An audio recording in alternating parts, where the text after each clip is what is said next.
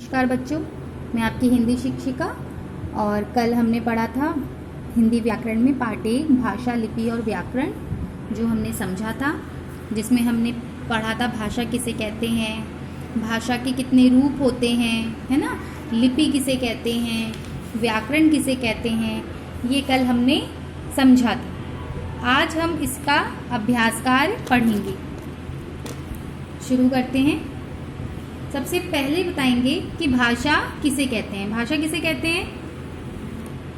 भाषा एक ऐसा माध्यम है जिसकी सहायता से हम अपने मन के विचारों को दूसरों तक पहुंचाते हैं। तो भाषा किसे कहते हैं? जिससे हम अपने मन के विचारों को दूसरों तक पहुंचाते हैं और दूसरे की बात को समझते हैं, उसे क्या कहते हैं? भाषा कहते हैं। भाषा के कितने रूप हैं, नाम बताइए।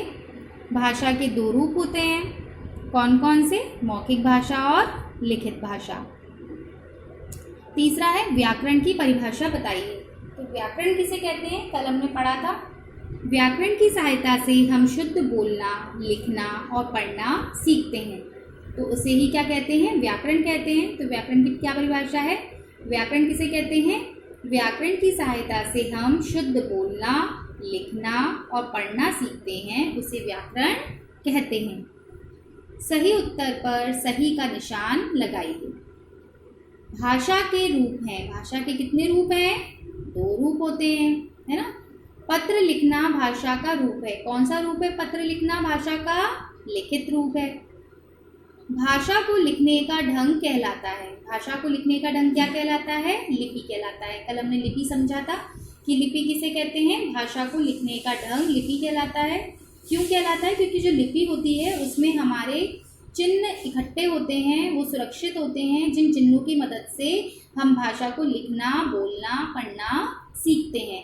तो लिपि क्या होती है? भाषा को लिखने का ढंग लिपि कहलाता है। सही शब्द चुनकर रिक्त स्थान भरिए।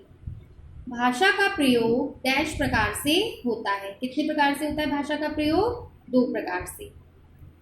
आपस में बातचीत करना भाषा का डैश रूप है। आपस में बातचीत करना कौन सा रूप है भाषा का? मौखिक रूप है ना।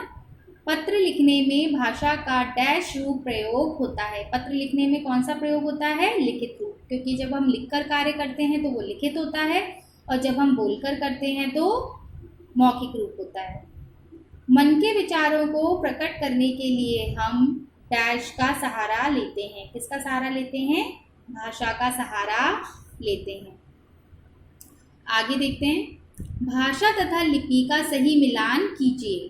हिंदी की लिपि कौन सी होती है? देवनागरी होती है। उर्दू की कौन सी होती है? फारसी होती है। अंग्रेजी की रोमन, पंजाबी की गुरुमुखी। जो देवनागरी होती है वो किस किस की और होती है? संस्कृत की भी देवनागरी होती है, मराठी की भी देवनागरी होती है, नेपाली की भी देवनागरी होती है। ठीक है, तो हिंदी, संस्कृत, मराठी और नेपाली, इन तीनों भाषाओं की जो लिपि होती है वो कौन सी होती है? देवनागरी होती है। उर्दू की फारसी, अंग्रेजी की रोमन और पंजाबी की गुरुमुखी। आगे देखते हैं।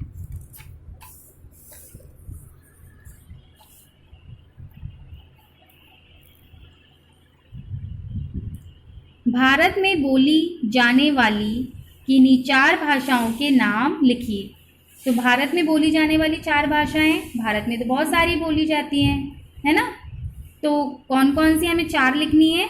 तमिल, मलयालम, हिंदी, अंग्रेजी। मैंने 4 भाषाएं लिखी हैं यहाँ पर। तमिल तो एक लिखी हुई है यहाँ पर। मलयालम भी बोली जाती है। मलयालम कहाँ पे बोलते हैं हम? केरल में। हिंदी और अंग्रेजी। भारत के संविधान में स्वीकृत किन्हीं 4 भाषाओं व उनकी लिपियों के नाम लिखिए। तो भारत में स्वीकृत जो भाषाएं हैं उसमें पहली पंजाबी लिखी हुई है, पंजाबी की गुरुमुखी। हमने लिखा है हिंदी की देवनागरी, अंग्रेजी की रोमन, संस्कृत की देवनागरी, उर्दू की फारसी। ठीक है, आप कोई और भी लिख सकते हैं। भाषा के दोनों रूपों के 3-3 उदाहरण लिखिए।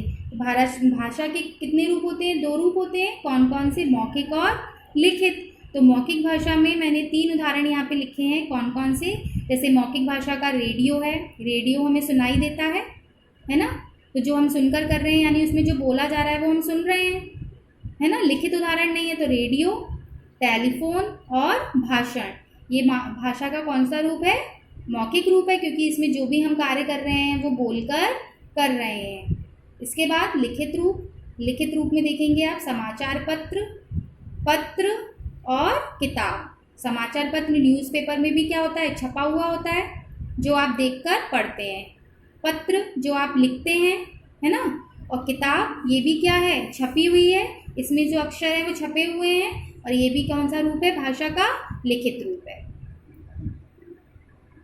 ठीक, तो ये आपकी एक्सरसाइज हो गई इस पार्ट की, भाषा, लिपि और व्याकरण का। आपको ये पार्ट अच्छे से समझ में आया होगा, तो आप इसकी और प्रैक्टिस करेंगे और अब हम इसके आगे का कल पढ़ेंगे।